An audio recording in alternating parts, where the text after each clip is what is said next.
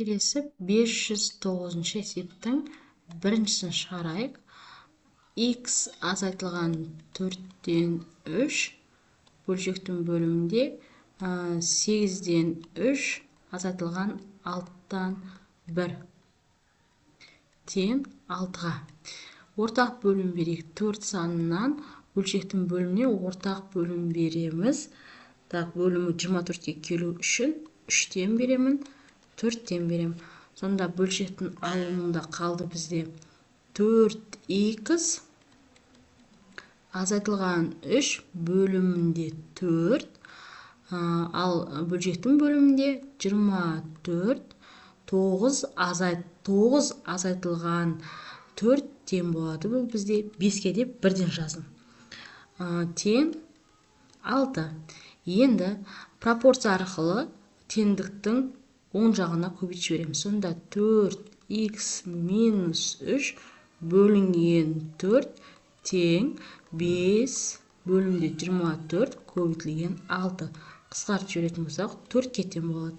Енді бөлшектің бөлімдері бірдей, тастап кетсек те болады. Сонда 4x минус 3 тең бізде 5-ке деп. Сонда 4x тең қосып жіберетін болсақ 8-ге тең, x тең сонда бізде 2-ге. Келесі екіншісін шығарамыз. X азайтылған 15-тен 7 бөлшектің бөлімінде 4-тен 3 азайтылған 2-ден 1. Ортақ бөлім береміз. 2 санынан нәтижесі минус 4-ке тең.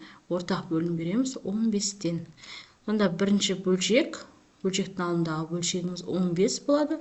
15x азайтылған 7. Бөлшек сызығын сызамыз. Бөлшектің бөлімінде 4 болады. 3 азайтылған 2 ол 1-ге тең болады. Тең минус 4. Енді бөлшектің бөлімін теңдіктің оң жағына көбейтіп жібереміз. Сонда 15x азайтылған 7 бөлінген 15 тең 4-тен 1 көбейтілген минус 4. Қысқартып жібереміз. Сонда минус 1-ге тең болады. 15x минус 7 бөлімінде 15 тең бізде минус 1-ге.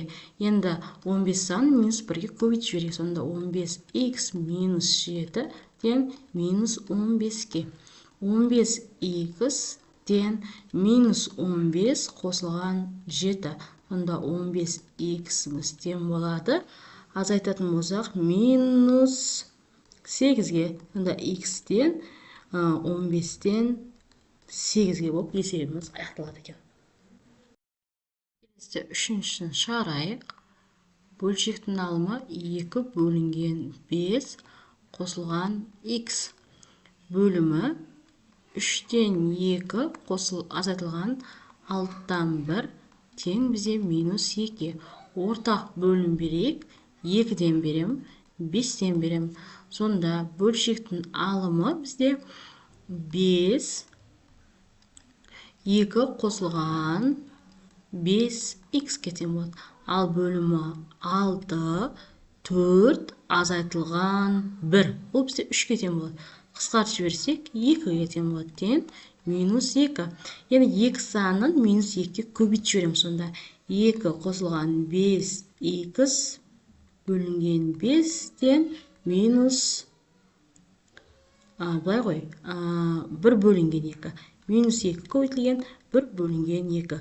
Қысқартып жіберсек минус 1-ге тең болады. Сонда 2 қосылған 5x тең минус 1 көбейтілген 5. Сонда 2 қосылған 5x тең минус 5-ке. 5x тең минус 5 азайтылған 2. Сонда 5x тең минус 7-ге. X тең минус 7 бөлінген 5 ол бізде тең болады минус 1,4-ге. Сонымен есебіміз аяқталады.